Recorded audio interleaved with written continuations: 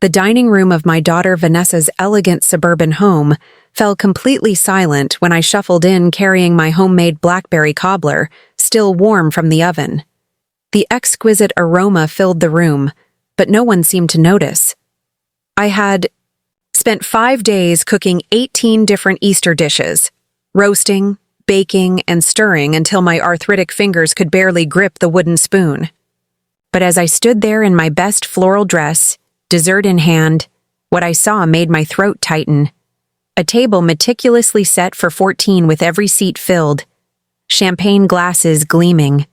Not a single place for me. In that moment, something that had been bending inside me for years finally snapped. What happened next would change everything, not just for me, but for my entire family who had no idea what their 68-year-old mother was capable of doing. Before we jump back in, tell us where you're tuning in from, and if this story touches you, make sure you're subscribed because tomorrow, I've saved something extra special for you. Oh, Mom, Vanessa said, barely glancing up from her conversation with her colleague, Sophia. Just put that with the other desserts on the sideboard. We're actually full at the table. Sophia brought her new boyfriend last minute. She waved vaguely toward the kitchen before turning back to her conversation, dismissing me as easily as one might shoo away a persistent fly. I looked at my daughter, this polished stranger in her designer dress who had somehow grown from the little girl whose scraped knees I had bandaged and whose tears I had wiped away, and felt something inside me break. Not with anger or bitterness, but with a quiet resolve that settled over me like autumn leaves, soft yet irreversible. "Where will I sit?" I asked, my voice steadier than I expected. The question hung in the air, simple yet somehow disruptive, to the careful choreography of Vanessa's perfect gathering. Vanessa's eyes darted around the room, never quite meeting mine. "Maybe you could eat in the kitchen? Or take a plate home? You must be tired after all that cooking anyway." Her smile was tight, practiced, the same one she used in the family photos she meticulously arranged on her mantel. My grandson Ethan, just 10 years old with a cowlick that refused to stay down no matter how much his mother tried to tame it, looked up from his plate.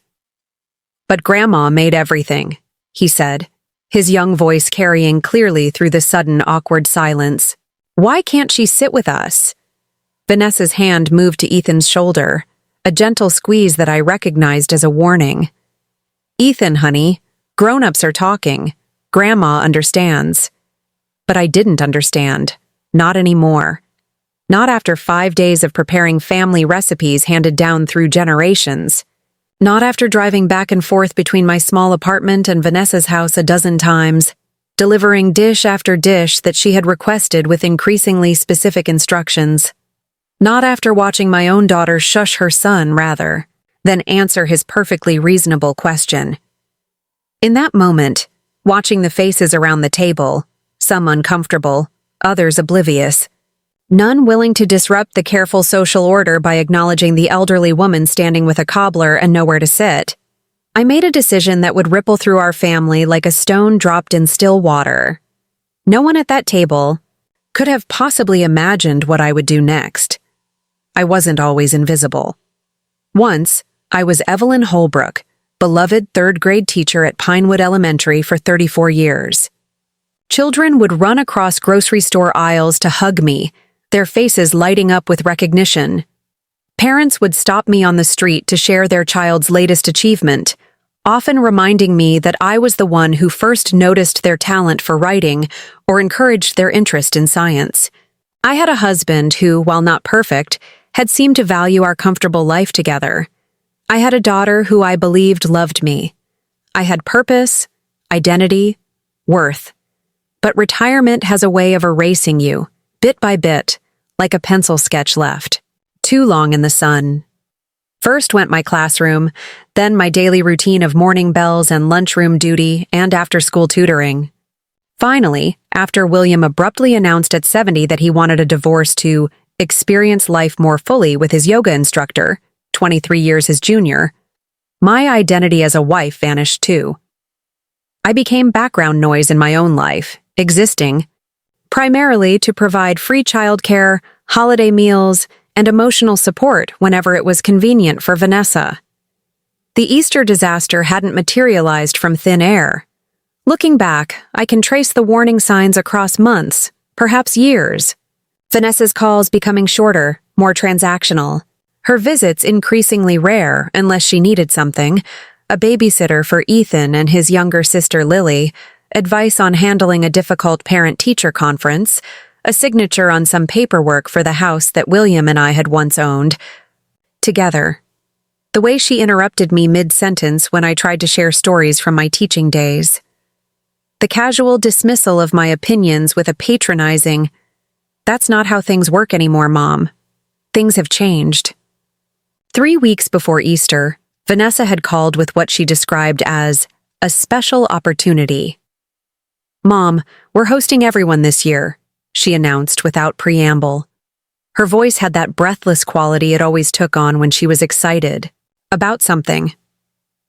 James's parents, Sophia, and her new boyfriend, Dad and Clarissa, plus a couple of James's colleagues who are important for his partnership track. It's going to be wonderful. I gripped the phone tighter at the mention of William and Clarissa, my ex-husband and his new wife, who had never once acknowledged my existence at the handful of family gatherings we'd both attended. "Yes, it'll be fine," Vanessa continued, not waiting for my response. "You're over all that by now, right? Anyway, I need you to handle the cooking. You know how everyone raves about your Easter spread, and I just don't have time with this big client presentation coming up. I'll text you the menu." Her tone left no room for discussion, and like always, I agreed. The text arrived an hour later, and absurd list of 18 dishes including 3 types of pie, 5 sides that required completely different oven temperatures, and William's favorite bourbon-glazed ham alongside the traditional lamb. For 5 days straight, I cooked. My Social Security check barely covered the groceries, but I didn't complain. I ferried dishes back and forth from my small apartment to Vanessa's sprawling house in Meadowbrook Estates, arranging everything exactly as she instructed. Vanessa barely acknowledged the work, too busy posting perfectly staged photos of her Easter preparations on Instagram. When I asked about the seating arrangement, she waved dismissively. "Don't worry about that, Mom. I've got it covered."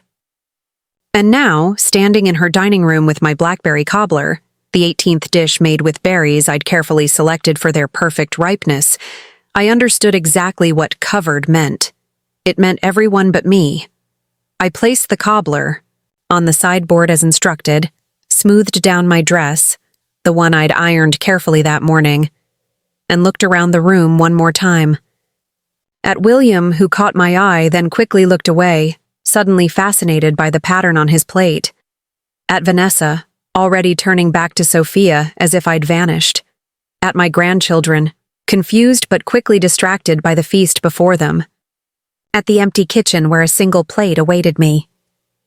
"Actually," I said, my voice carrying enough that heads turned in surprise, "I think I'll head home. Enjoy your dinner, everyone." Vanessa frowned, her perfect hostess mask slipping for a moment. "But Mom, you can't just leave. Who's going to serve the lamb and cut the pies later?" I picked up my purse from the hallway table, suddenly feeling lighter than I had in years. "I'm sure you'll figure it out, Vanessa.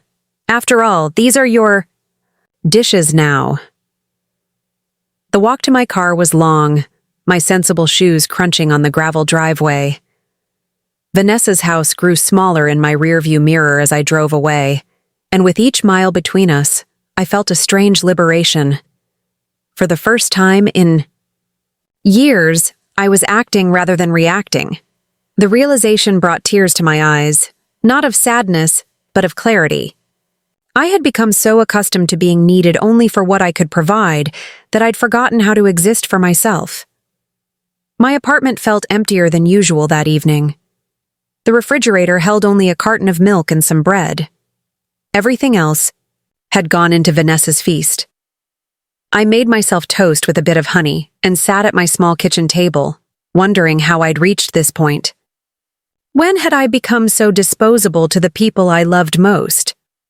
Preparing and narrating this story took us a lot of time, so if you are enjoying it, subscribe to our channel. It means a lot to us.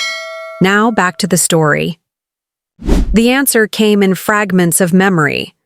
Vanessa's college graduation, where William took all the credit for her success. The way he'd begun criticizing my provincial teaching career once his accounting business took off. How Vanessa learned to mirror his dismissive attitude, first subtly, then openly, as she climbed the corporate ladder at her marketing firm. The divorce where I'd asked for so little, just wanting it over, while William's lawyer pushed to minimize even that. The way Vanessa had sided with her father, telling me I was being dramatic when I cried over losing the home I'd kept for 32 years. I'd spent my life believing that love meant service, that my value lay in what I could give others. Now, at 68, I sat alone on Easter with nothing but toast and the slowly dawning understanding that I had allowed myself to become a footnote in my own story. My phone buzzed with a text from Vanessa. "The lamb is dry and James's mother is complaining. Can you come back and fix it? Not, are you okay? Not, I'm sorry? Just another demand." I turned off my phone and did something I hadn't done in years. I took out a notebook, turned to a fresh page, and began to write. Not about my hurt or disappointment, but about what I wanted for the remaining years of my life. What Evelyn Holbrook, not Vanessa's mother or William's ex-wife or the retired teacher, truly wanted. By morning, I had a plan. It began with a visit to my bank, where I closed the joint account I still inexplicably shared with Vanessa, the one from which she regularly borrowed without discussion. The manager's eyebrows rose when I explained I wanted to redirect my teacher's pension to a new private account. "You're sure about this, Mrs. Holbrook? Family accounts are quite common." "I'm very sure," I replied, feeling a flutter of nervousness, but pushing through it. It's time I managed my own finances. Next came the harder part. For years, I'd kept my grandmother's antique quilts in storage, unable to use them in my small apartment, but unwilling to part with them. They were the one thing of value I'd insisted on keeping in the divorce, despite William's protests about fair division of assets. Now, I took them to Riverside Antiques, the most reputable dealer in town. The appraiser, an elderly man with kind eyes, counted out more cash than I'd expected. "Museum-quality work," he explained, running his fingers gently over the intricate stitching. "Hand-piece double wedding ring pattern. Don't see craftsmanship like this anymore." I tucked the money into my purse, feeling a strange mix of loss and liberation. My grandmother might have understood. She'd always said her quilts were meant to be used and loved, not hidden away. In a way, I was finally putting them to use. When I returned home, there were 8 missed calls from Vanessa and one text that simply read, "Where are you? Lily has a dance recital on Saturday.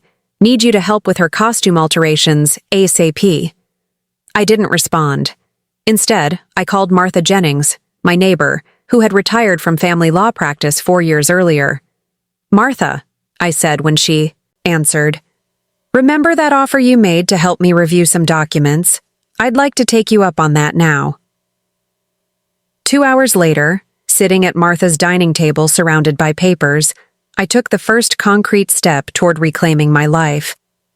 Martha's eyes widened as she reviewed the deed to my apartment, the apartment William had generously let me keep in the divorce.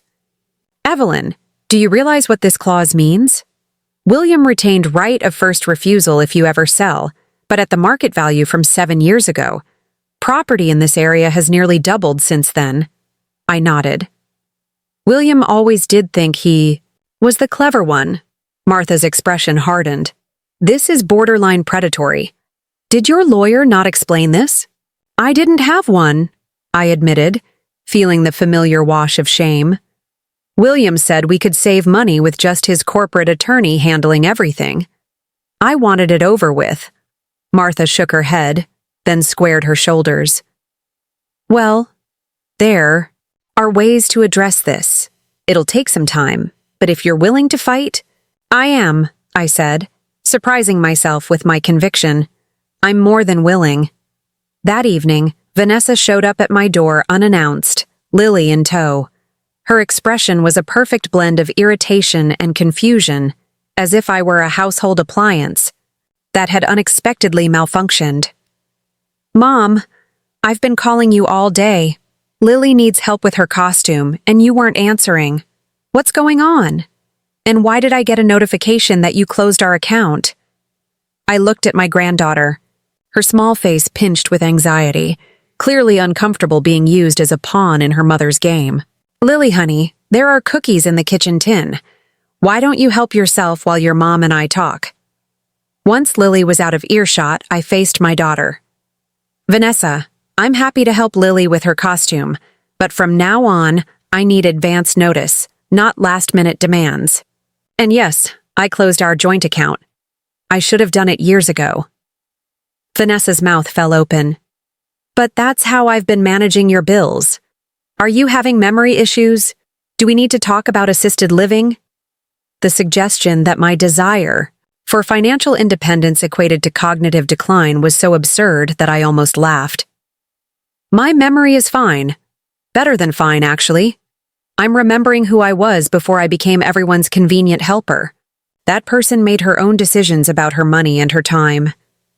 Vanessa's expression shifted from confusion to something harder. Is this about Easter? Mom, you're being ridiculous. It was just dinner. If you'd stayed, we would have figured something out.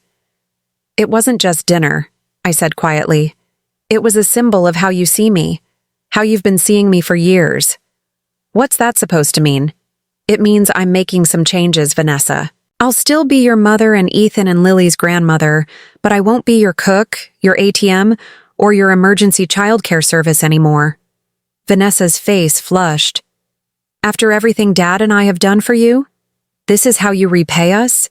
By having some kind of senior rebellion. The unfairness of her statement struck me like a physical blow. What exactly has your father done for me, Vanessa?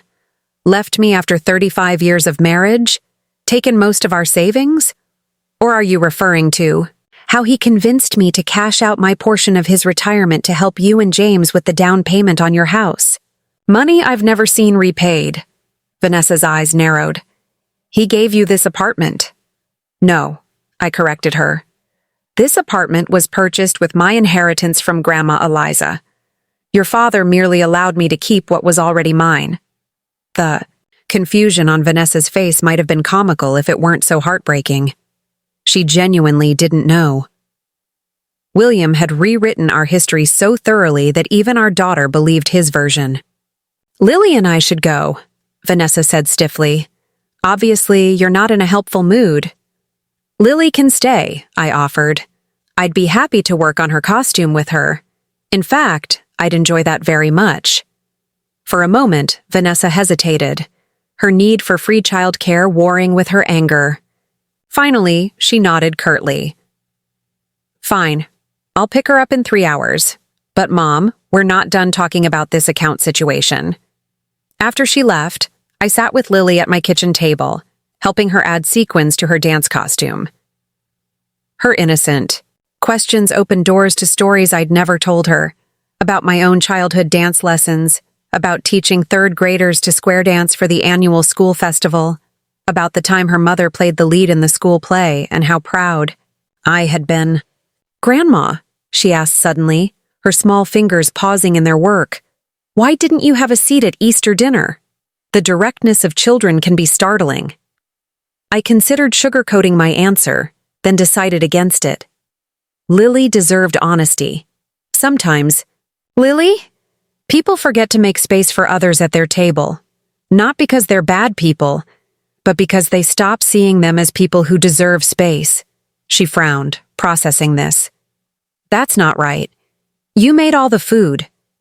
No, I agreed.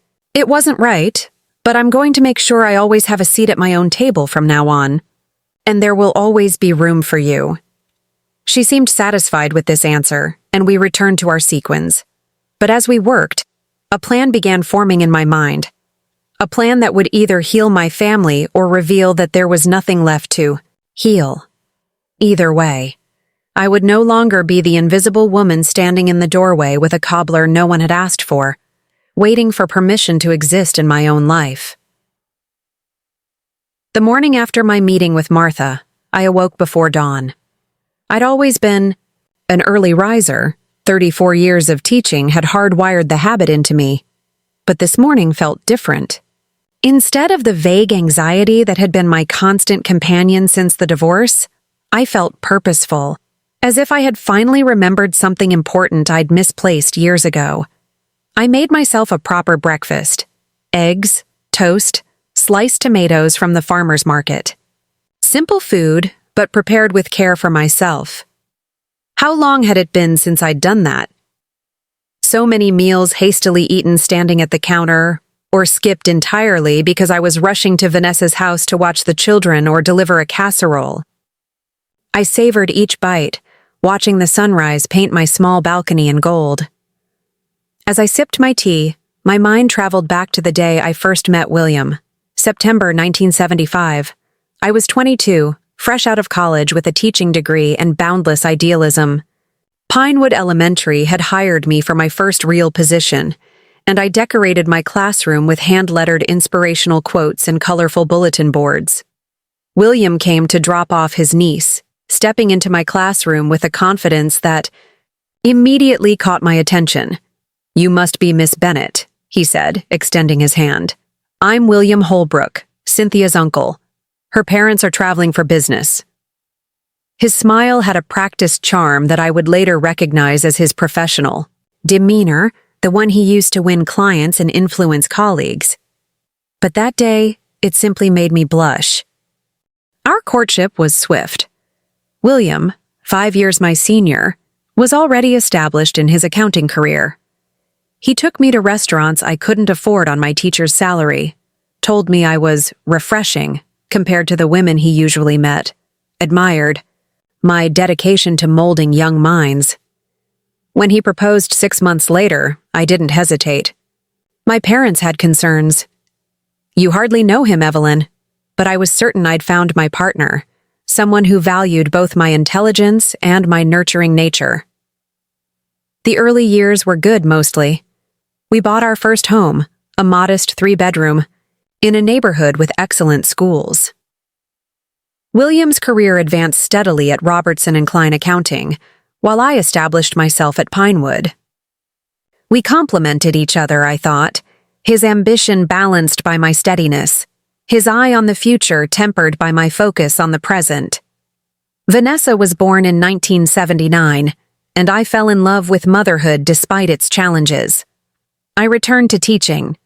When she was 9 months old, arranging my schedule to maximize my time with her, exhausting myself trying to be fully present in both roles. William was proud and supportive, at least in the beginning. He bragged about his working wife to colleagues, proudly showing off Vanessa at office parties. The shift happened so gradually I barely noticed. By the time Vanessa was in elementary school, William had been made junior partner. Suddenly, there were more client dinners, golf outings, weekend retreats. Our home needed to reflect his position, which meant redecorating with furniture I found uncomfortable but impressive looking. I was expected to join the country club's ladies' committee, though I had little in common with the women there. "These connections matter, Evelyn," William would say when I expressed reluctance. "It's about creating the right image, but I already have a full schedule with teaching and Vanessa. Cynthia Johnson's wife manages it, and she has 3 children," he'd counter. "You just need to be more organized." I tried. God knows I tried. I joined the committees, hosted the dinner parties, attended the social functions where wives were expected to sparkle, but not overshadow, all while grading papers late into the night, creating innovative lesson plans, serving on the curriculum development team at school, and making sure Vanessa never felt shortchanged of maternal attention. Looking back now, I can see that's when the pattern was established. My work, both professional and domestic, became increasingly invisible, taken for granted as the backdrop against which William's success played out. My teaching salary covered our daily expenses, while his went to investments in his name only. My emotional labor maintained our family connections, remembered birthdays, nurtured Vanessa's development, kept our household running smoothly. Essential work that remained unseen precisely because it was done well. I remember one incident particularly clearly. Vanessa was 12, already showing the academic promise that would eventually earn her a scholarship to Westfield University. She'd won the regional science fair with a project on water filtration systems. At the award ceremony, another parent congratulated William on raising such a brilliant daughter. Well, he responded with a chuckle, she certainly didn't get her scientific mind from Evelyn. My wife's more of the nurturing type, aren't you, dear? I've been working with Vanessa on her analytical skills since she was small. The complete erasure of my contributions, the weekends I'd spent helping Vanessa research, the materials I'd sourced from my science teacher colleagues, the late nights encouraging her when she wanted to give up, struck me like a slap. But when I mentioned it later, William seemed genuinely confused. It was a compliment, Evelyn. I was acknowledging your strengths. By defining my strengths so narrowly, he had begun the process of reducing me, of making me smaller in both Vanessa's eyes and my own. And I, wanting to preserve family harmony, wanting to be the supportive wife and mother I'd been raised to be, let it happen. Vanessa absorbed these lessons well. By high school, she had begun to adopt William's dismissive attitude toward my career. Teaching wasn't ambitious enough, wasn't lucrative enough, wasn't prestigious enough. Never mind that I had been recognized with the state's Excellence in Education Award, or that former students regularly wrote to tell me I had changed their lives. In the value system of our household, these accomplishments paled beside William's partnership announcement or country club presidency. The year Vanessa left for college was when William's subtle undermining became more pronounced. With our daughter gone, he no longer needed to maintain the facade of the devoted family man. The criticisms became more direct. My appearance, you might want to try harder, Evelyn. Partners' wives are expected to make an effort. My interests, bird watching, at your age, people will think you're becoming eccentric, my friends. Must you spend so much time with those teacher friends? Their conversations are so limited. Each comment chipped away at my sense of self, reshaping me according to William's preferences. I started dressing differently in the muted colors and conservative styles he approved. I stopped inviting my colleagues over, instead attending functions with William's business associates where I was expected to smile and ask appropriate questions about golf handicaps and market trends. I edited myself constantly, measuring my words, my laughter, my opinions against what would reflect well on him. By the time I reached retirement age, I was a shadow of the woman who had once decorated her first classroom with such hope and purpose. My retirement party at Pinewood was a bittersweet affair.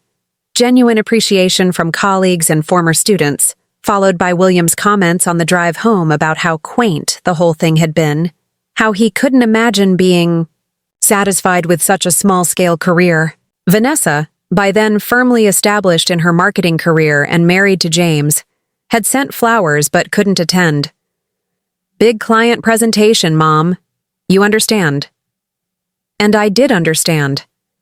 I had taught her by example that women's achievements and celebrations were flexible, adjustable, deferrable in ways men's never had to be. The divorce blindsided me, though perhaps it shouldn't have. Just after my 66th birthday, William announced he had outgrown our marriage. He needed more vitality in his retirement years. Clarissa, his yoga instructor, provided that vitality, along with a willingness to accompany him on the world. Travels I had always hoped we would enjoy together once he retired. You'll be fine, Evelyn, he assured me, already mentally moved on. You've got your gardening club and your volunteer work at the library, and Vanessa will look after you. That's when I realized the awful truth. In William's mind, and perhaps in Vanessa's too, I had already been diminished to the point where my future happiness was an afterthought, a problem easily solved with a few token activities and familial obligation. I had become a footnote in the story of his life, rather than the co-author I had once believed myself to be. The divorce proceedings were swift and clinical. William's corporate attorney, Gregory Paxton, presented me with a settlement that William described as more than fair. No longer able to afford the family home, I moved into the small apartment William allowed me to purchase with my inheritance, money. The apartment I later discovered came with the predatory clause Martha had identified. Vanessa sided with her father throughout, telling me I was overreacting when I broke down during the mediation session. "Dad's being generous, Mom. You're getting the apartment free and clear, plus some of his pension. Many women your age get much less." I signed the papers, too emotionally exhausted to fight, too confused by legal terminology I didn't fully understand, too beaten down by years of subtle erasure to believe I deserved more. The woman who had once stood confidently before classrooms of children, who had advocated fiercely for her students' needs, who had once known her own worth, simply surrendered. In the 2 years since the divorce, I had settled into a strange half-life. I saw Vanessa and the grandchildren when it suited her schedule. I maintained a small circle of friends, mostly other retired teachers whose company William had always found provincial. I volunteered at the library twice a week, joined a gardening club, took water aerobics classes at the senior center. But I had continued to respond to Vanessa's demands as if they were royal commands, cooking elaborate meals for her dinner parties, watching the children on short notice, lending her money from my limited pension when she claimed temporary cash flow problems. I had transferred the pattern of self-erasure from my marriage straight into widowhood and grandmotherhood. Until Easter Sunday, when the absurdity of my position, standing in Vanessa's dining room holding a dessert I had made with my arthritic hands, being told to eat in the kitchen while everyone I loved sat at a table where there was no place for me, finally broke through decades of learned compliance. My phone chimed, pulling me from these reflections. A text from my friend Eleanor, another retired teacher. "Evelyn, missed you at water aerobics yesterday. Everything okay?" I hadn't told any of my friends about the Easter incident, too embarrassed by both my family's treatment of me and my own, decades of complicity in how they saw me. But now, looking at Eleanor's message, I felt a sudden need for honest connection. I called her instead of texting back. "Eleanor? It's Evelyn. I've had a bit of a revelation, and I could use a friend to talk to." "I'm listening," she said, and the simple kindness in her voice nearly undid me. I told her everything: the Easter dinner, the missing seat, the way I'd walked out, the account I'd closed, the conversation with Martha about the apartment deed. With each word, I felt as if I were excavating myself from layers of sediment, uncovering the woman I had been before I allowed myself to be diminished. When I finished, Eleanor was quiet for a moment. Then she said something that illuminated my situation with perfect clarity. "Evelyn, do you remember what you always told those shy students on the first day of school? Take up space.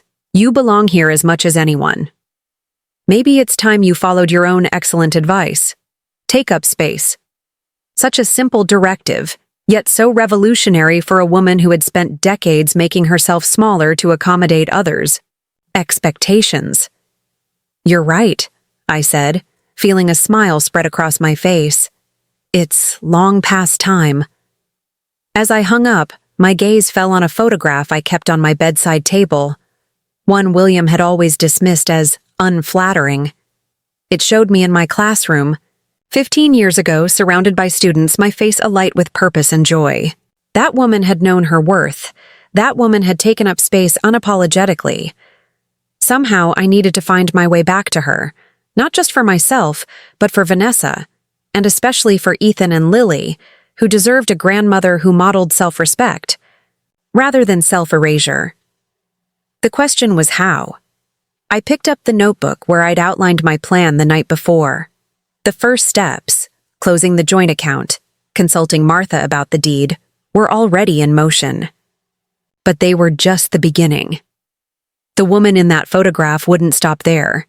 She would reclaim not just her financial independence, but her voice, her time, her very right to exist as more than an afterthought in her family's story. With new resolve, I added another item to my list: call Riverside Community Center about their senior programs. Not because I needed somewhere to go now that I was unwanted at family gatherings, but because I remembered they offered classes in areas that had once interested me: creative writing, local history, community advocacy. Interests I had abandoned.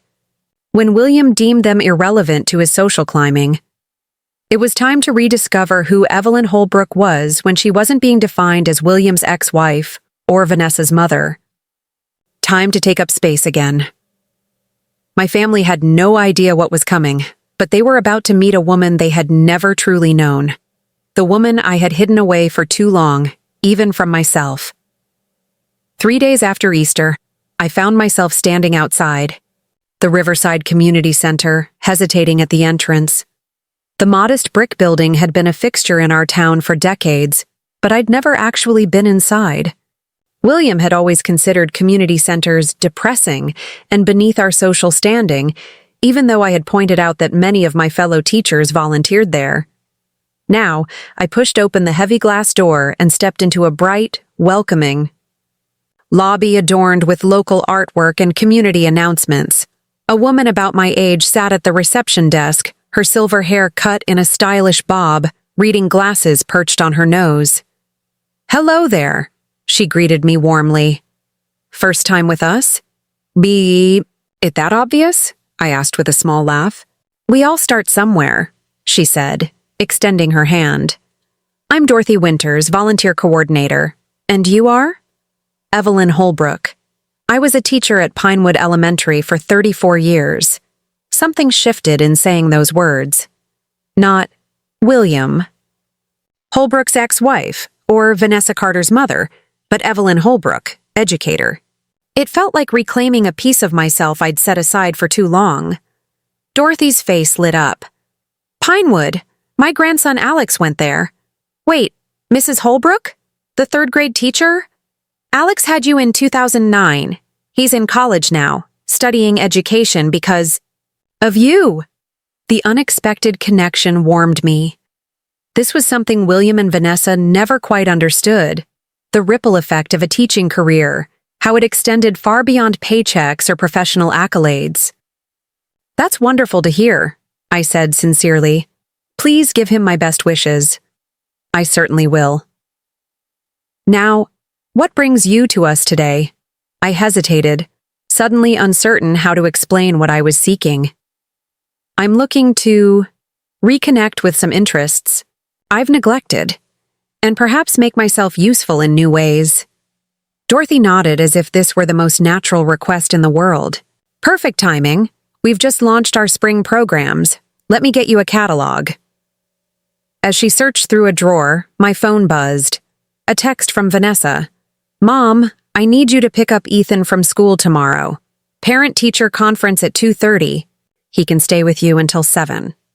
Not, would you be available or could you possibly help? Just an assumption that my time was perpetually at her disposal. A week ago, I would have immediately rearranged whatever plans I had to accommodate her. Now, I felt a twinge of irritation at the presumption. I put my phone away without responding, determined to focus on the task at hand. Dorothy returned with a colorful brochure and walked me through the center's offerings: art classes, book clubs, fitness programs for seniors, and various volunteer opportunities. "Our Sage Wisdom program might interest you," she suggested. "It pairs retired professionals with community members who need mentoring or guidance in that field. We have former lawyers who offer basic legal consultations, retired nurses who teach health education, business people who help with resume writing." "Do you have any former teachers?" I asked. "A few, but we could always use more. especially for our after-school tutoring program. Many of our kids don't have access to educational support at home. As Dorothy continued describing the program, something unfurled inside me. A sense of purpose I'd been missing since retirement. I could be valuable here, not because I was someone's mother or grandmother or ex-wife, but because of my professional skills and experience. I'd like to learn more about the tutoring program, I decided. When could I start? Dorothy beamed. We could use you as soon as you're ready. Why don't you observe a session this afternoon? Maria runs our Tuesday group at 3:30. Today? Yes, I can do that. The spontaneity of the decision felt exhilarating. After signing some basic volunteer forms, I had 2 hours before the tutoring session began. Dorothy suggested I explore the center and join whatever activities interested me. That's how it works around here, she explained. Everyone's welcome everywhere. Just jump in. I wandered through the building, past a yoga class for seniors. I briefly imagined Clarissa's face if she saw me there. A lively Spanish conversation group, and an art room where elderly hands created surprisingly modern paintings. Eventually, I found myself in a small library where a book discussion was just beginning. We have room for one more, an elegant black woman in her 70s called to me. We're discussing Margaret Atwood today. Have you read The Handmaid's Tale? I had years ago, though I'd hidden the book from William, who found Atwood unnecessarily feminist. I slipped into an empty chair, introduced myself, and soon found myself engaged in the most intellectually stimulating conversation I'd had in months. These women were sharp, insightful, unafraid to challenge each other's interpretations while remaining respectful. No one interrupted me when I spoke. No one dismissed my observations as irrelevant or naive. By the time I left to observe the tutoring session, I felt more myself than I had in years. The children in the tutoring program, mostly elementary age from diverse backgrounds, reminded me of my own students. Their struggles and triumphs, their unique learning styles, their need for both structure and creativity, it was all so familiar, yet freshly engaging. Maria, the coordinator, was a retired high school English teacher. We desperately need someone with elementary expertise, she told me after the session. Especially someone who can work with our emerging readers. Could you take on a Tuesday-Thursday group? I'd love to, I heard myself say. The commitment felt right, a reclaiming of professional identity I had allowed to fade. It was nearly 6 when I finally left the community center, my head spinning with new possibilities, new connections, new purpose. The sun was setting as I walked to my car, casting long shadows across the parking lot. When I checked my phone, I saw 3 missed calls from Vanessa and increasingly irritated texts about my failure to confirm tomorrow's childcare. Standing beside my car in the fading light, I experienced a moment of perfect clarity, as if I were seeing my life from above, observing the patterns that had shaped my existence for decades. I had allowed myself to become ancillary in my own story, a supporting character whose needs and interests were perpetually subordinated to others. At the Easter table, there had been no place for me because I had trained everyone, including myself, to believe I didn't require one. With trembling fingers, I texted Vanessa. I'm not available tomorrow afternoon. I've committed to a volunteer position at the Riverside Community Center on Tuesdays and Thursdays. Her response was immediate. Since when? Mom, this is important. James and I both have work commitments. I took a deep breath and typed, I understand it's inconvenient, but I made a commitment. Perhaps Nancy can help? Nancy was her neighbor, another mother with children at the same school, who had often mentioned carpooling. A long pause followed. I could almost see Vanessa's indignation through the screen. Finally, I can't believe you're being so difficult. Fine, I'll ask Nancy, but this is really disappointing, Mom. Disappointing. The word struck me as both ironic and revealing. All these years, I had structured my existence around not disappointing others, around being endlessly available and accommodating. Yet when had anyone worried about disappointing me? When had my Easter dinner disappointment registered as worthy of acknowledgement, let alone apology? I drove home with a strange mixture of guilt and liberation churning inside me. The familiar voice of self-doubt whispered that I was being selfish, that good mothers and grandmothers put family first, always. But another voice, one I hadn't heard in years, countered that having boundaries wasn't selfish. It was necessary for healthy relationships and self-respect. My apartment felt different when I returned, not emptier as it had on Easter night, but full of possibility. I opened windows to let in the spring air, put on a jazz record William had always disliked, and prepared myself a proper dinner. Not toast this time, but a delicious omelet with herbs from my small balcony garden.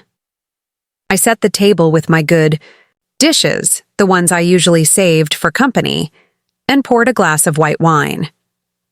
As I ate, savoring each bite, I reflected on the day's revelations. The community center had shown me a world where I was valued for my knowledge and experience, not just for my willingness to serve others' needs. The book club had reminded me that I had opinions worth expressing and listening to.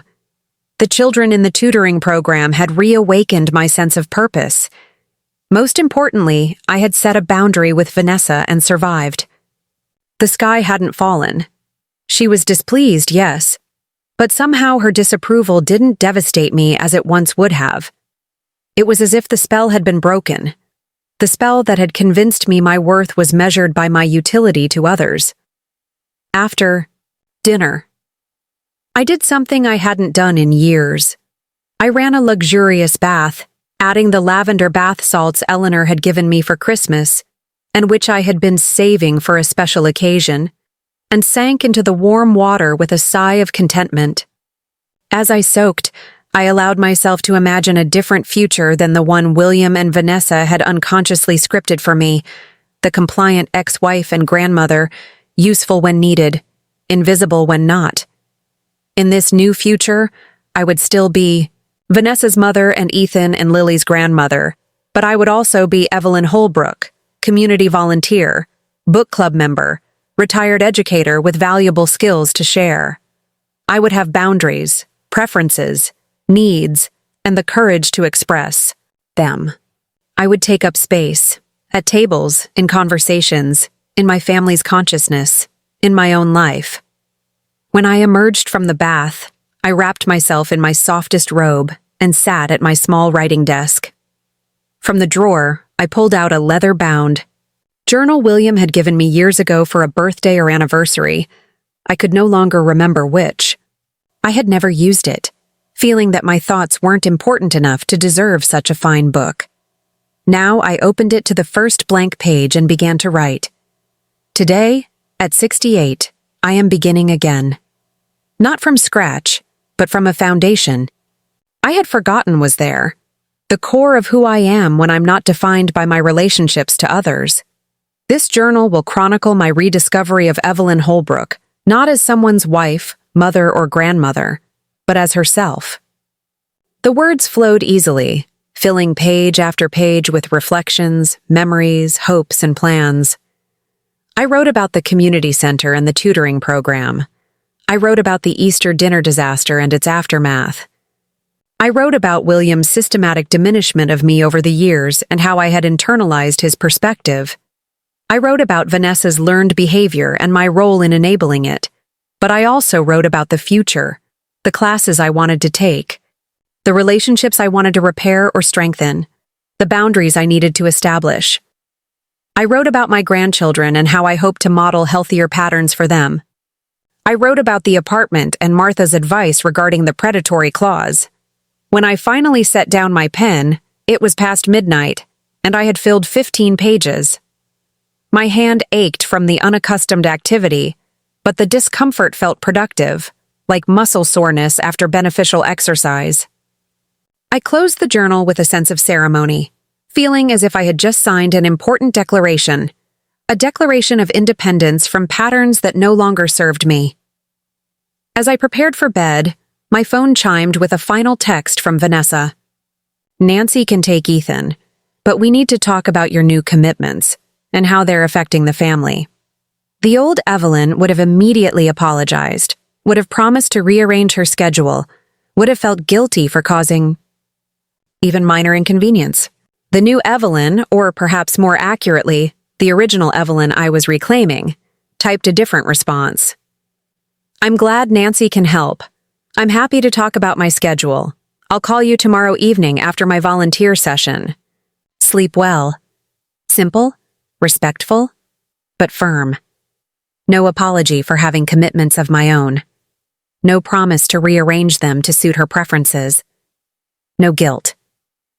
As I drifted toward sleep, I found myself thinking of the classroom management philosophy I had developed over decades of teaching. Kindness always, respect always, boundaries always. I had applied it consistently with my students, creating safe spaces where they could thrive within clear expectations. Why had I abandoned those principles? In my personal life, tomorrow would bring new challenges, I knew. Vanessa wouldn't easily accept this shift in our dynamic. William might get involved if she complained to him. Patterns established over decades wouldn't transform overnight. But for the first time in years, I felt equal to whatever came next. The tree. Woman who had stood in Vanessa's dining room on Easter Sunday, invisible and accommodating, was beginning to fade. In her place emerged someone stronger, clearer, more authentic, someone who recognized that the most important seat at the table was the one she claimed for herself. The following weekend arrived with unseasonable warmth, one of those perfect spring days that feels like a gift after a long winter. I had finished my third tutoring session at the community center the day before, and the experience had been even more rewarding than I'd anticipated. A shy 7-year-old named Miguel had finally grasped a reading concept we'd been working on, his face lighting up with the particular joy that comes from conquering a challenge. That moment alone would have justified my new commitment. I was enjoying my morning coffee on my small balcony, watching birds flit among the potted plants, when my phone rang. William's name flashed on the screen. My ex-husband rarely called directly. He preferred to operate through Vanessa as an intermediary. A knot of tension formed in my stomach, but I answered with a neutral, "Hello, William." "Evelyn," he began, without preamble, his voice carrying that familiar note of forced patience he always used when he thought I was being difficult. "Vanessa tells me you're refusing to help with the children. Is there a problem we should discuss?" The presumption in his tone that I must have a problem if I wasn't making myself endlessly available ignited a spark of indignation. "There's no problem, William. I've taken on volunteer work at the community center on Tuesdays and Thursdays. I explained this to Vanessa." A dismissive snort came through the phone. "Volunteer work? At your age? Evelyn, be serious. Vanessa and James need reliable support with the children. Their careers are at critical stages." "I am being serious," I replied, surprised at how steady my voice remained. I was a teacher for 34 years. The tutoring program needs my expertise, and I find the work fulfilling. "That's all well and good as a hobby," William said, his tone growing more condescending. "But family comes first. Surely you can reschedule this volunteer thing to accommodate Vanessa's needs." I took a deep breath, watching a cardinal land on my balcony railing. Its brilliant red plumage stood out vividly against the green of my herbs. "Actually, I can't. I've made a commitment to these children and their families. I intend to honor it." Silence filled the line. William had always interpreted disagreement as confusion, as if the only reason I might not comply with his directives was that I hadn't properly understood them. "I don't think you're considering the bigger picture here," he finally said. "Vanessa mentioned you've been acting differently since Easter. She's concerned about your emotional state.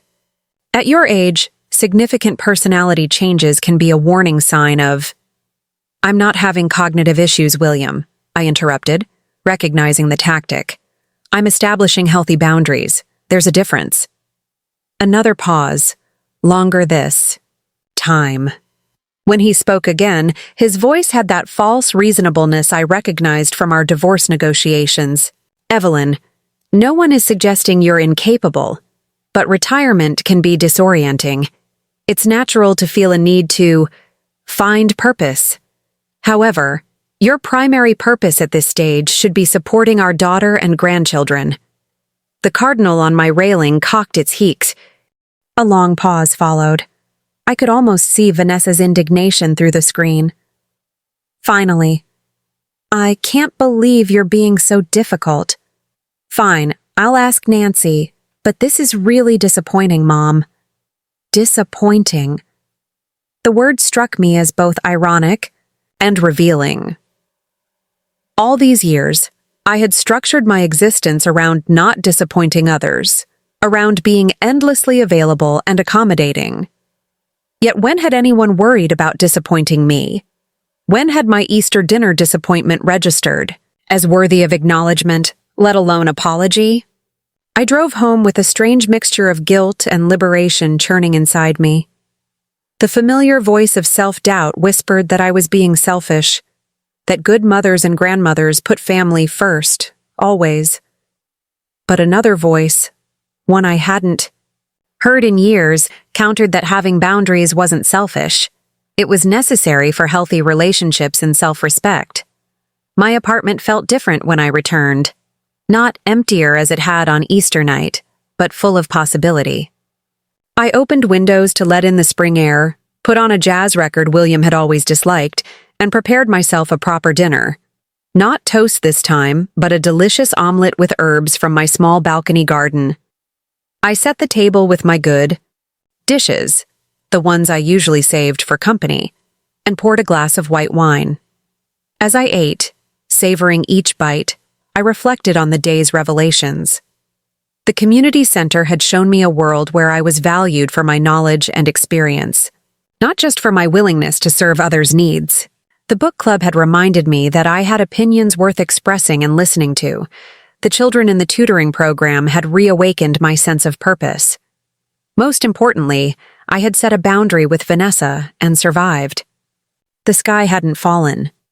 She was displeased, yes, but somehow her disapproval didn't devastate me as it once would have.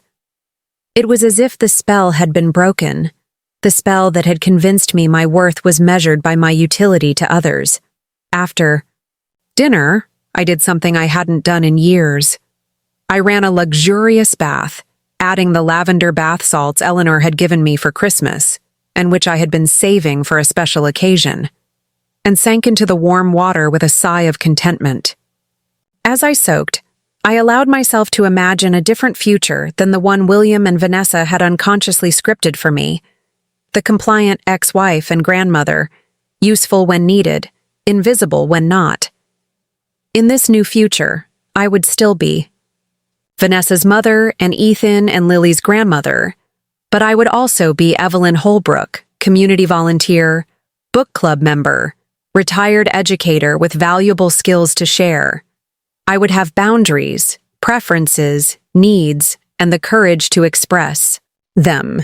I would take up space, at tables, in conversations, in my family's consciousness, in my own life.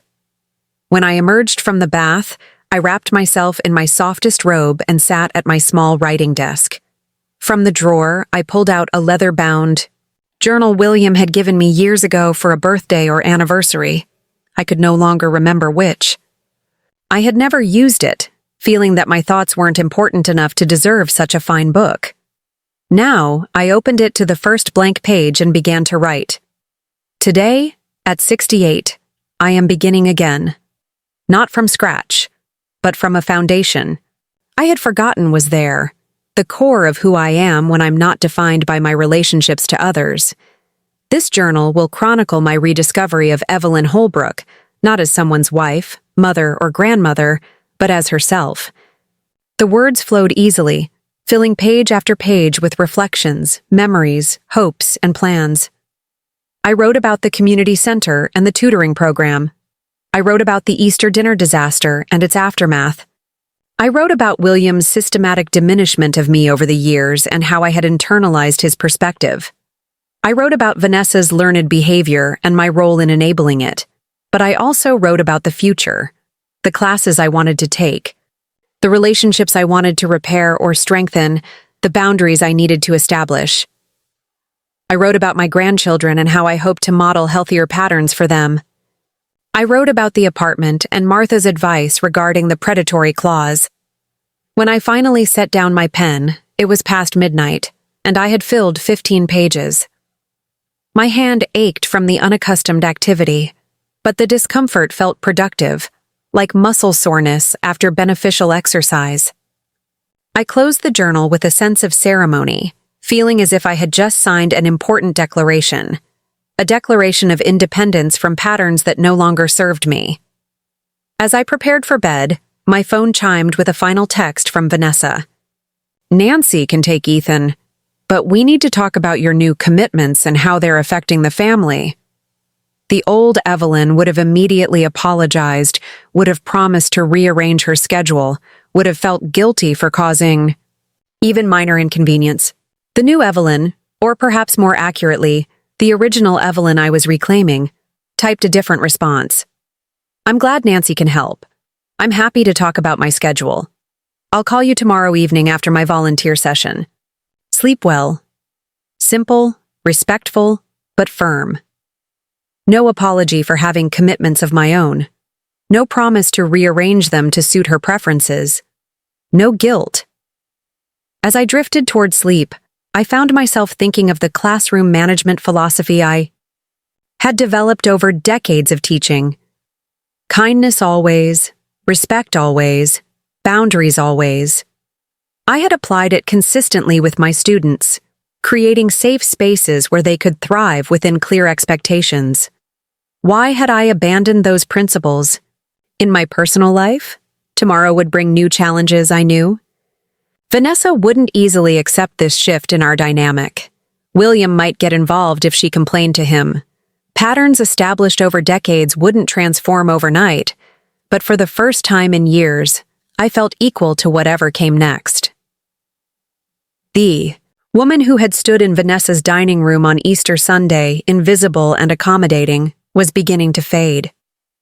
In her place emerged someone stronger, clearer, more authentic, someone who recognized that the most important seat at the table was the one she claimed for herself. The following weekend arrived with unseasonable warmth, one of those perfect spring days that feels like a gift after a long winter. I had finished my third tutoring session at the community center the day before, and the experience had been even more rewarding than I'd anticipated. A shy 7-year-old named Miguel had finally grasped a reading concept we'd been working on, his face lighting up with the particular joy that comes from conquering a challenge. That moment alone would have justified my new commitment. I was enjoying my morning coffee on my small balcony, watching birds flit among the potted plants, when my phone rang. William's name flashed on the screen. My ex-husband rarely called directly.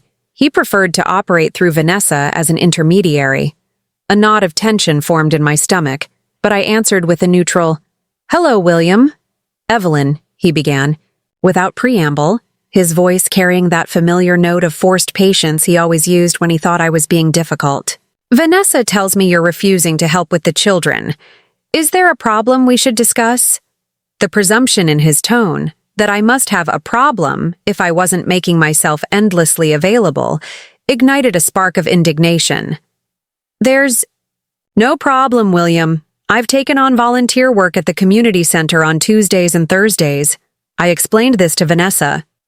A dismissive snort came through the phone. "Volunteer work? At your age?"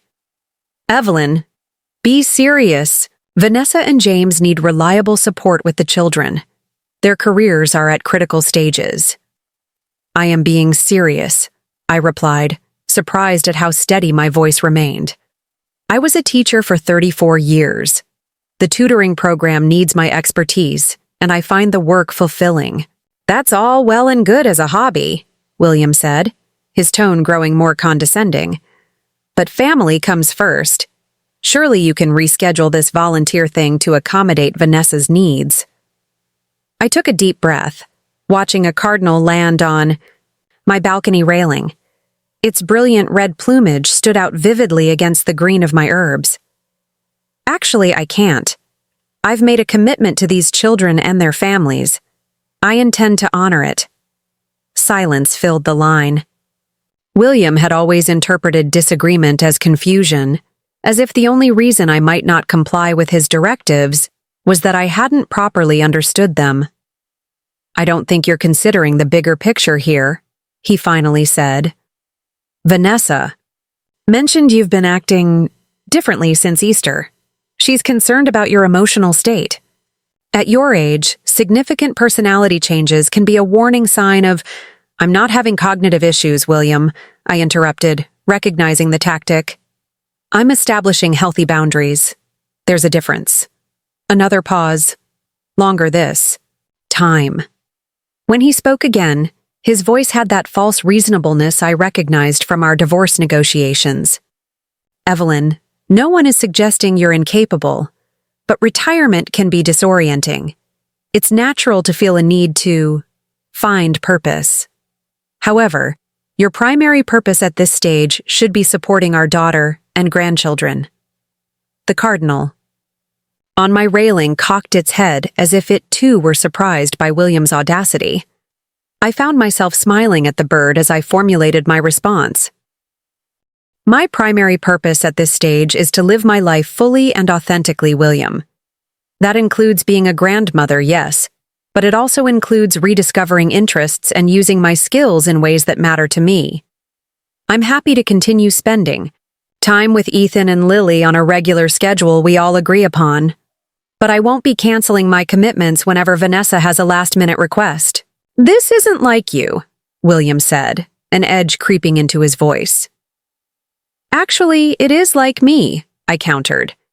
"It's like the me I was before I started making myself smaller to accommodate your preferences and Vanessa's convenience. I'm not being difficult, William. I'm being self-respecting." The cardinal flew away, and I watched its path across the clear blue sky until it disappeared behind a neighboring building. "I see," William said after a moment, though his tone suggested he didn't see it all. "Well, Vanessa will be disappointed. She's hosting a dinner for James's colleagues next Saturday and was counting on you to handle the food and take the children. For the day." And there it was, the real reason for his call. Not concern for my well-being or Vanessa's childcare challenges, but another demand for my unpaid labor. Another meal I would be expected to prepare but not share. "I wasn't aware of these plans," I said carefully. "Vanessa hasn't mentioned any dinner to me." "Probably because of how you behaved at Easter," William replied, the veneer of patience, wearing thin. "Honestly, Evelyn, walking out like that was childish. You embarrassed everyone, especially Vanessa." It was remarkable how quickly he could shift from concern about my mental state to accusation. The familiar guilt began to rise, but I pushed it back down. "I left Easter dinner because there was no place for me at the table, William. After I cooked 18 dishes and delivered them to Vanessa's home over 3 days, I wasn't prepared to eat in the kitchen like hired help." "Nobody said you were hired help," he scoffed. "You're being melodramatic. It was a simple seating issue. These things happen." "These things happen to me with remarkable frequency," I observed, "and I've decided they won't happen anymore." A heavy sigh came through the phone. "So you won't help with the dinner next Saturday, even though it's important for James's career?" "I didn't say that. I said Vanessa hasn't asked me." "If she does, we can discuss what would work for both of us. But I won't be preparing 18 dishes again, and I will expect a seat at any table I help set." "Fine," William said curtly. "I'll tell her to call you. But Evelyn, this new assertiveness, it's not becoming at your age." I almost laughed. Becoming had been one of William's favorite words during our marriage, a useful tool for controlling my behavior. My clothes were never quite becoming enough for country club events. My questions at dinner parties were not becoming of a partner's wife. My enthusiasm for teaching was not becoming for someone of our social position. I'm not particularly concerned with what's becoming anymore, William, I said, surprised by the lightness in my voice. I'm more interested in what's honest and healthy. Please give my best to Clarissa. I ended the call before he could respond, feeling both shaky and strangely empowered. Standing up to William had once seemed impossible. His disapproval, too, crushing to bear. Now, while not exactly easy, it felt necessary and right. True to William's word, Vanessa called that afternoon. Unlike her father, she dispensed with preliminaries and launched straight into her request. Mom, Dad said he talked to you about next Saturday. I really need your help. James's managing partner is coming and everything has to be perfect. I was thinking you could take the kids around 9, then bring them home after they're fed and in pajamas, maybe around 8. And for the dinner, something impressive but not too fussy. Maybe that beef tenderloin you do, the wild rice pilaf, asparagus with hollandaise, and 2 desserts in case someone doesn't like chocolate. The old pattern asserted itself automatically, my mind already planning the shopping list, calculating cooking times, wondering if I had enough containers to transport everything. Then I caught myself. This was exactly how I'd ended up standing, in Vanessa's dining room on Easter with nowhere to sit, by automatically agreeing to whatever was asked of me, without discussion or negotiation. That sounds like a lovely menu, Vanessa, I said carefully. And I'd be happy to spend the day with Ethan and Lily, but I think we should discuss the details. A pause, then a cautious, what details? Well, for one thing, I can't manage the children and cook such an elaborate meal on the same day. My hands don't work as well as they used to. This was true. Arthritis had made complex cooking more challenging, but it was also a boundary I was setting. Oh. Vanessa sounded genuinely surprised, as if she'd never considered the physical toll her requests took on me. Well, I guess you could drop the kids with Dad and Clarissa for a few hours while you cook? That's not what I'm suggesting, I said gently. I'm saying I can either watch the children that day or prepare some of the food, not both. And if I do cook, I'd like to join you for the dinner. The silence that followed was so pronounced I could almost hear Vanessa processing this unprecedented negotiation. Join us? But it's a business dinner, Mom. James's colleagues will be discussing partnership matters. I understand, I said, keeping my voice level. And I'm not asking to participate in business discussions. But if I prepare the meal, I would like to share it with you. Otherwise, I suggest you consider catering. Catering? Vanessa sounded scandalized. That would cost a fortune, and it's never as good as your cooking. That's very flattering, I acknowledged. But my cooking comes with me attached, Vanessa. I'm not a service to be utilized when convenient and dismissed when not. Another long silence. I waited, giving her time to adjust to this new reality. Is this still about Easter? She finally asked, her voice smaller than before. Mom, I told you we would have figured something out if you'd stayed. This is about a pattern, I clarified. Easter was just when I finally recognized it. I love you, Vanessa. I love being Ethan and Lily's grandmother. But I'm also a person with my own needs and interests, and I'm asking you to respect that. A sigh filtered through the phone. So, what exactly are you saying about Saturday? I'm saying I can take the children for the day. I'd enjoy that very much. Or I can prepare part of the meal and join you for dinner. You decide which would be more helpful. The choice hung between us, reshaping our relationship with each passing second. I guess. We could hire a sitter, Vanessa said slowly. Sophia might be available, and having you cook would be wonderful. But Mom, are you sure? You want to sit through a business dinner? It might be boring for you. The question revealed so much. Her genuine belief that I wouldn't find adult conversation engaging. Her assumption that my presence would be a concession rather than a contribution. But at least she was considering my request. I taught third. Grade for 34 years, Vanessa, I reminded her with a touch of humor. I can handle a few hours of business talk, and I promise not to embarrass you or James. You wouldn't embarrass us, she protested, though not convincingly. It's just different than what we usually do. Different can be good, I suggested. So it's settled? I'll prepare the tenderloin, rice, and vegetables. You'll handle the dessert and drinks, and I'll join you for dinner. Another pause, then a resigned, okay, yes, that works. We finalized the details, and I promised to email her a shopping list for the items I'd need. As we were about to hang up, Vanessa added awkwardly, "And Mom, thanks for being flexible." The irony of her thanking me for flexibility when I had just established firm boundaries wasn't lost on me, but I recognized it as an olive branch of sorts. "You're welcome, sweetheart. I'm looking forward to it." After we hung up, I sat on my balcony for a long time, replaying both conversations in my mind.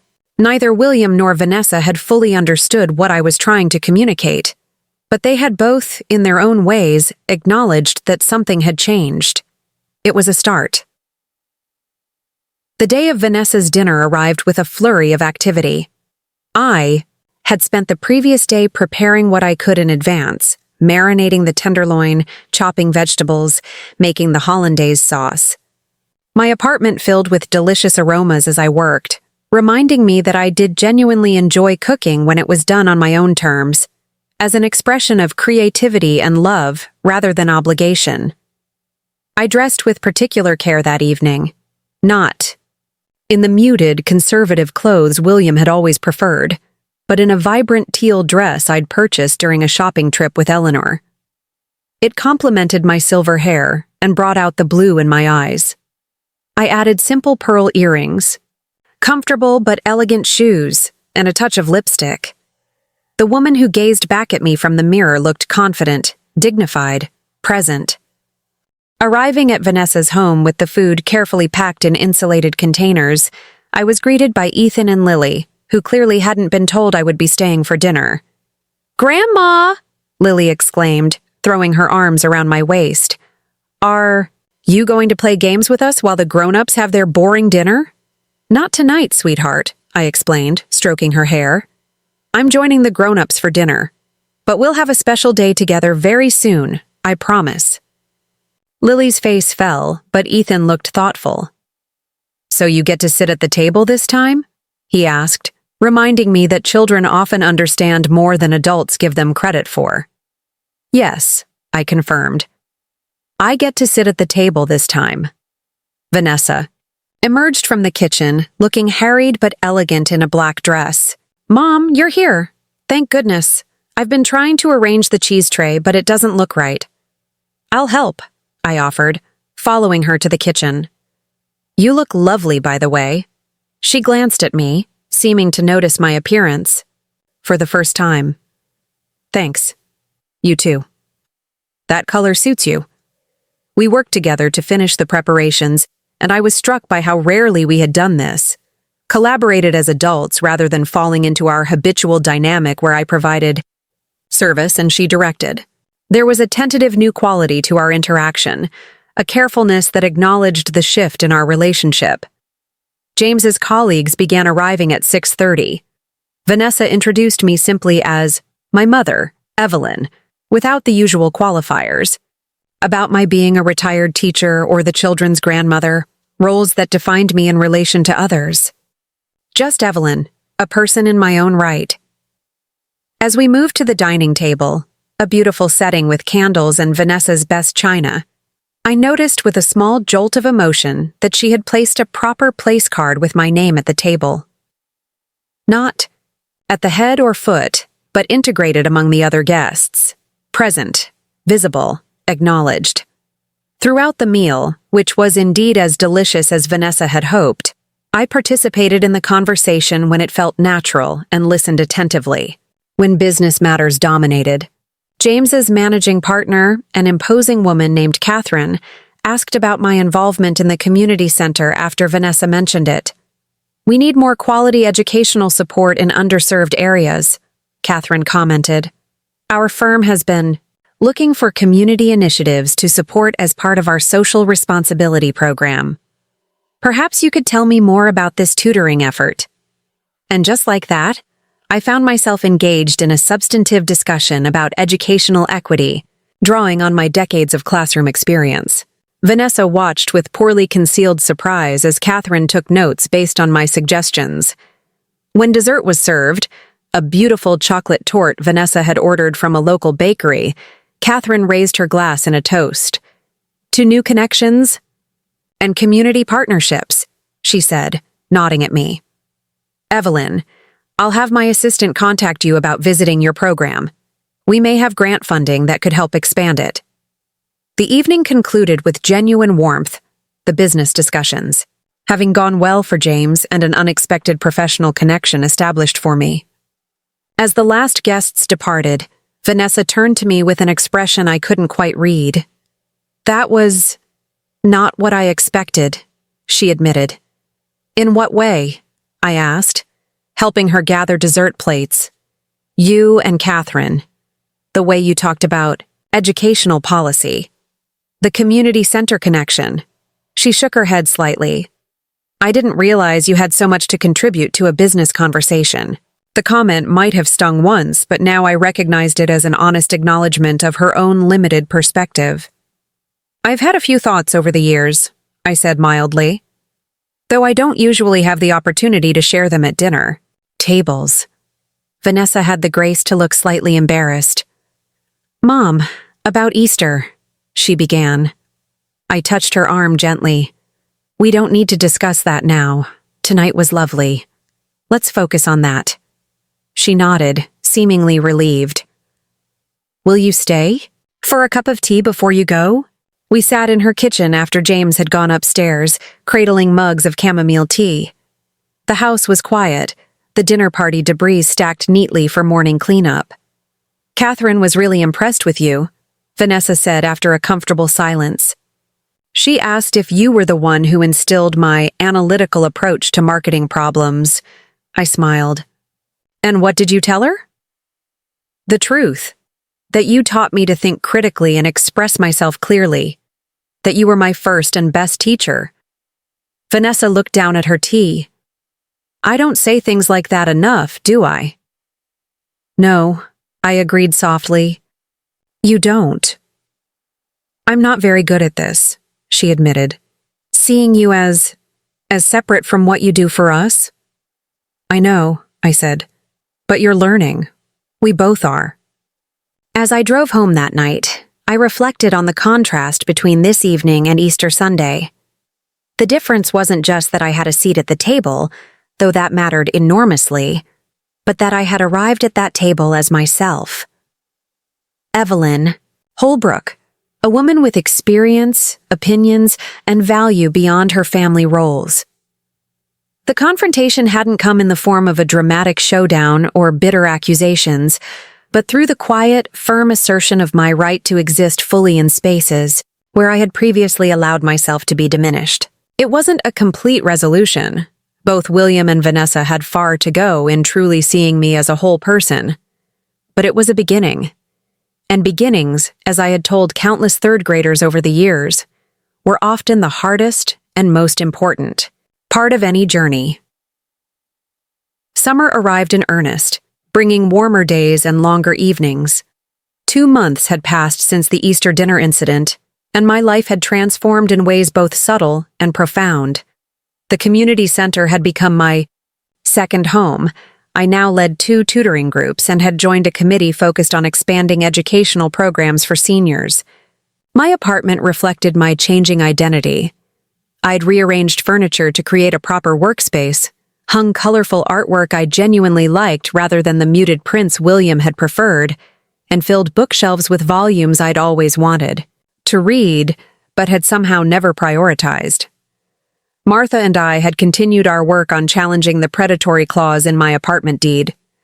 Progress was slow but encouraging.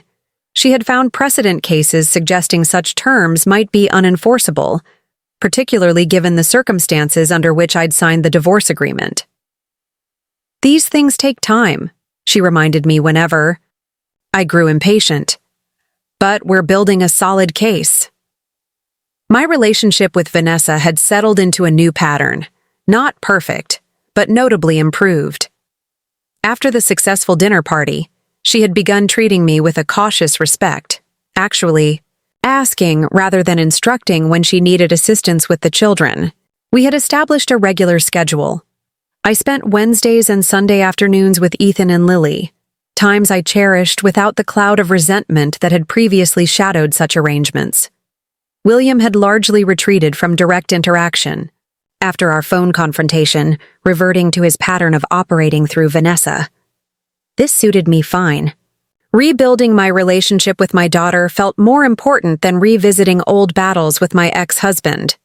I was finishing my morning coffee, reviewing notes for that afternoon's tutoring session, when my phone rang.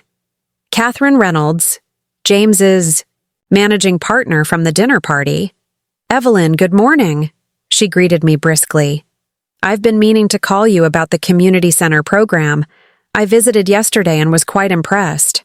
"Thank you," I replied, surprised that she had followed through. "Maria mentioned someone from a law firm had observed, but I didn't realize it was you." "I prefer to see things firsthand," she said. "Listen, our foundation committee met this morning, and we'd like to offer a grant to expand the tutoring program. It aligns perfectly with our education initiative." My heart quickened. That's wonderful news. The center could certainly use additional resources. "There's a condition," Catherine continued. "We need someone to coordinate the expanded program. Ideally, someone with substantial classroom experience who also understands the community's needs. Dorothy suggested you might be interested." The offer was so unexpected that I nearly dropped my coffee mug. "Me? But I'm just a volunteer." Catherine's laugh was warm but decisive. "You're hardly just anything, Evelyn. You have 34 years of teaching experience. You've already demonstrated your commitment to the program, and frankly, I was impressed with your insights at Vanessa's dinner. This would be a paid position, part-time but with real responsibility. Would you consider it? Would I consider it? A professional role that valued my experience and expertise, that would allow me to expand work I already found meaningful. It was exactly what I hadn't dared to hope for in my retirement years." "I would be honored," I said, my voice steadier than I felt. "When would you like to discuss details?" We arranged to meet the following day at the community center, and as I hung up, a strange sensation washed over me. Pride, unalloyed by guilt or qualification. Not pride in being useful to others, but pride in being recognized for my professional value. The feeling was so unfamiliar that it took me a moment to identify it. I immediately called Eleanor to share the news. "That's marvelous," she exclaimed. "Program Coordinator Evelyn Holbrook. It has a lovely ring to it." "It's only part-time," I cautioned, the habit of diminishing my accomplishments still reflexive. "Stop that," Eleanor chided gently. "It's significant, Evelyn. A prestigious law firm is investing in a program you'll lead. Allow yourself to celebrate that without qualifiers." She was right, of course. Part of reclaiming my identity meant acknowledging my achievements without automatically minimizing them. "You're right," I admitted. "It is significant. I'm excited." "You should be. And you should tell Vanessa. This is the kind of thing a daughter should know about her mother." I hesitated. "I'm not sure she'd understand why it matters to me." "Give her a chance," Eleanor suggested. "She might surprise you." After some thought, I decided to share the news in person. Sunday afternoon was my regular time with the grandchildren, and I'd typically return them to Vanessa's house around 5. This would be a natural opportunity for conversation if she seemed receptive. The day with Ethan and Lily was delightful as always. We visited the botanical gardens, where Lily collected fallen petals for an art project, and Ethan peppered the guide with questions about plant nutrition. Their curious minds and uncomplicated affection were balms to my spirit, reminders of what remained constant even as other relationships evolved. When we arrived at Vanessa's house, she greeted us at the door, looking relaxed in casual weekend clothes, a marked contrast to her usual polished professional appearance. "How was the botanical garden?" she asked as the children bounded inside to find James. "Educational and exhausting, in equal measure," I replied with a smile. "Ethan's determined to start a vegetable garden. I told him he should consult with—" "You first," Vanessa laughed.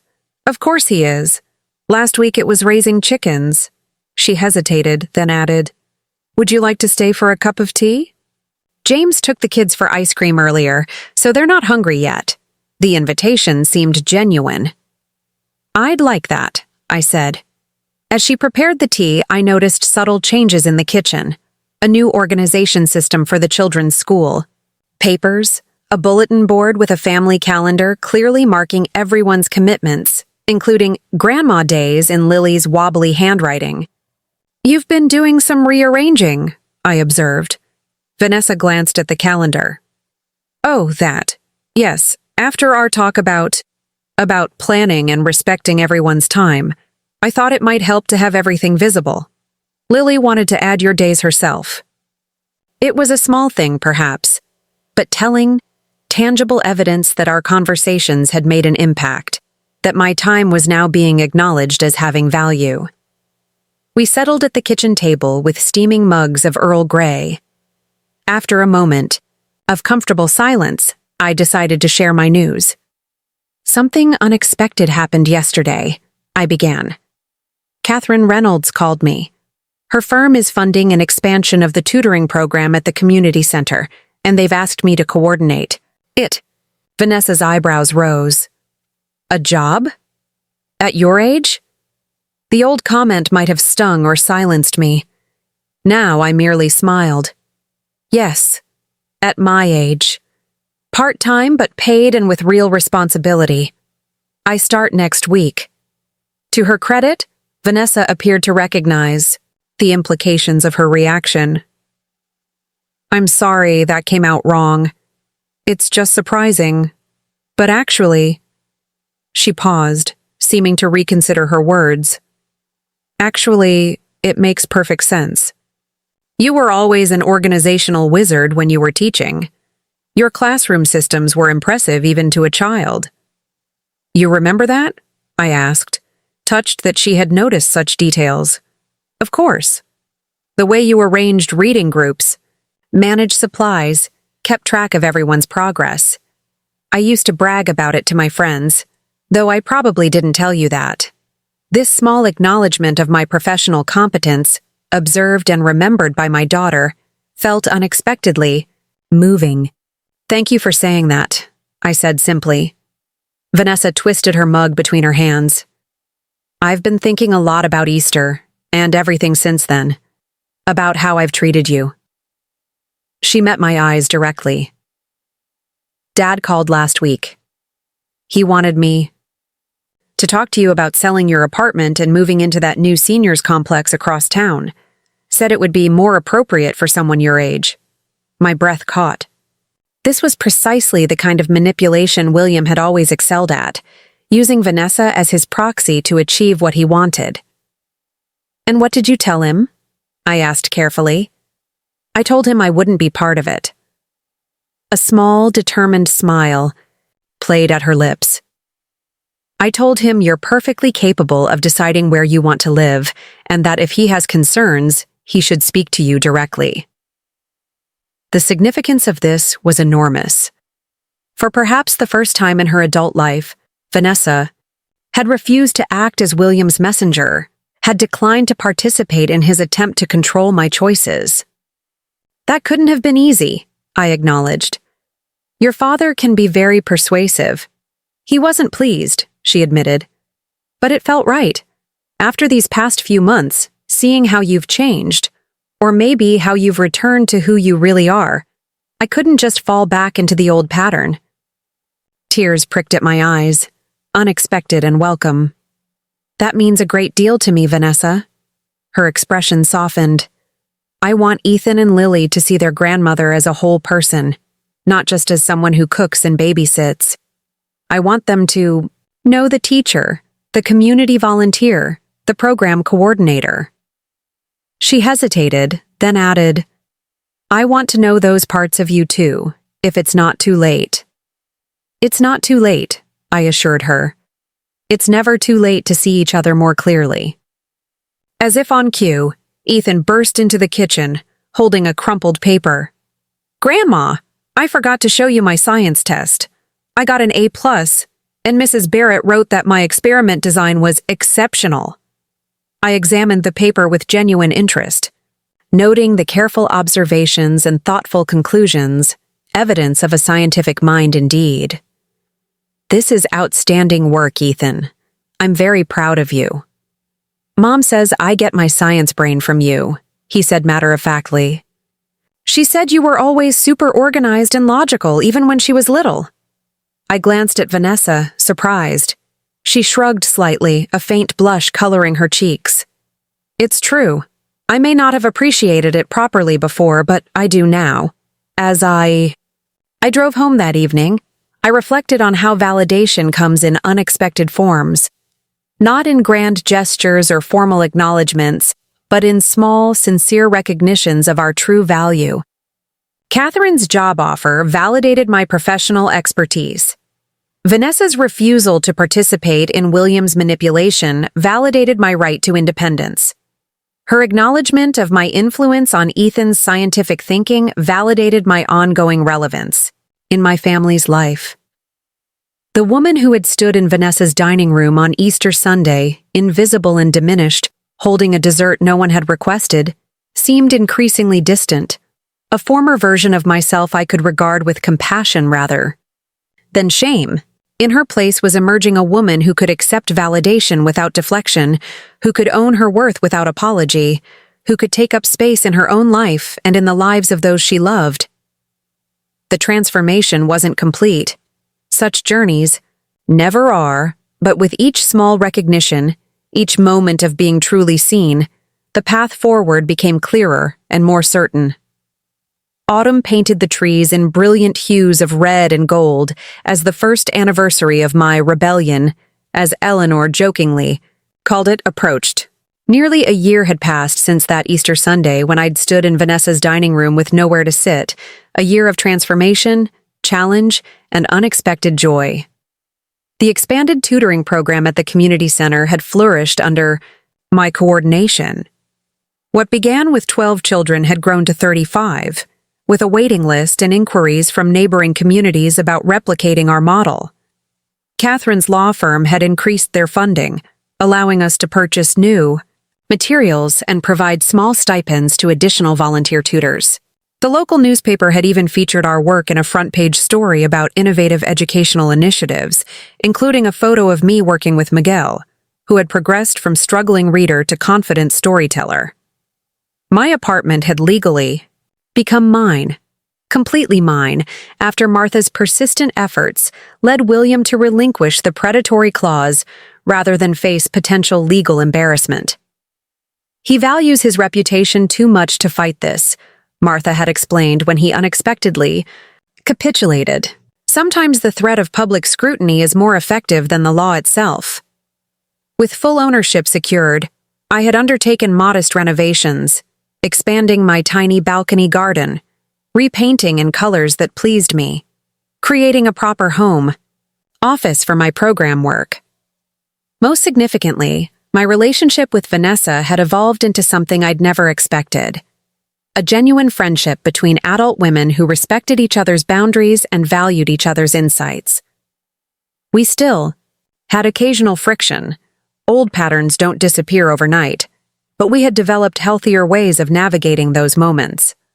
She had even begun asking for my professional input on educational materials her marketing firm developed for school programs, acknowledging my expertise in a way that would have been unimaginable a year earlier. As Thanksgiving approached, I found myself reflecting on this journey while preparing for a gathering at my apartment. A first. I had invited Eleanor, Dorothy, and her husband, 2 fellow tutors from the community center, and Vanessa's family for a holiday meal. Not 18 dishes this time, but a collaborative effort where everyone would contribute something to the table. The morning of the gathering, Ethan and Lily arrived early to help with final preparations. At 11, Ethan was showing increasing interest in cooking, while 8-year-old Lily had appointed herself decoration supervisor. "Grandma," Lily asked as she carefully arranged name cards at each place setting, "why are you having Thanksgiving at your house this year instead of Mom's? Her table is bigger." I smiled at her directness. Sometimes it's important to create your own celebrations, in your own space, with your own rules. She considered this seriously. Like how you made a rule that everyone has to bring something to share. Exactly like that, I agreed. It means everyone contributes, and everyone belongs. Mom says you've taught her a lot about belonging this year, Lily commented casually, returning to her name cards. She told Dad you showed her how to make space for people without erasing yourself. What does that mean? My heart swelled at this. Evidence that Vanessa had not only recognized my journey, but found value in it worth sharing with her husband. It means that loving other people doesn't require making yourself invisible, I explained. There's room for everyone to be fully themselves. As guests arrived bearing side dishes, desserts, and wine, my apartment filled with conversation and laughter. Vanessa brought her famous apple tart. James carried in a platter of roasted vegetables. Eleanor arrived with freshly baked rolls. Each contribution found its place on my dining table, extended with a borrowed leaf and covered with my grandmother's tablecloth, the one thing of hers I hadn't sold, saving it for precisely this kind of occasion. When everyone was seated, all 10 of us comfortably arranged around my expanded table, I looked at the faces gathered there. Friends, old and new, family by blood and by choice, each person visible, each person valued, each person belonging. "Before we eat," I said, raising my glass, "I'd like to offer gratitude. This past year has taught me that it's never too late to reclaim your place in your own life. That establishing boundaries isn't selfish but necessary. That true family makes room for everyone to be seen and heard." Vanessa's eyes met mine across the table, understanding passing between us. "To making room," she offered, raising her own glass. "And to my mother, who had the courage to show us how." As we shared the meal, passing dishes and stories with equal enthusiasm, I realized that the most profound change of the past year wasn't in my apartment or my work or even my relationships with others. It was in my relationship with myself, my willingness to take up space unapologetically, to value my own needs alongside others, to insist on visibility not as an act of defiance, but as an expression of self-respect. The woman who had walked away from Easter dinner a year ago, hurt and invisible, had embarked on a journey not of revenge but of reclamation. She had found her way back to herself, and in doing so, had shown others how to truly see her. Later, as the evening wound down and my guests prepared to leave, Ethan helped me gather empty plates. "This was the best Thanksgiving ever, Grandma," he declared. "Can we do it at your place next year, too?"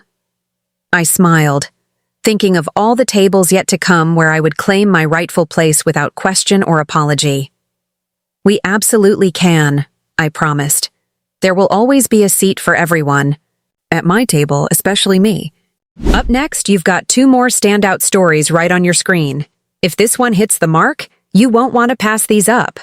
Just click and check them out. And don't forget to subscribe and turn on the notification bell so you don't miss any upload from us.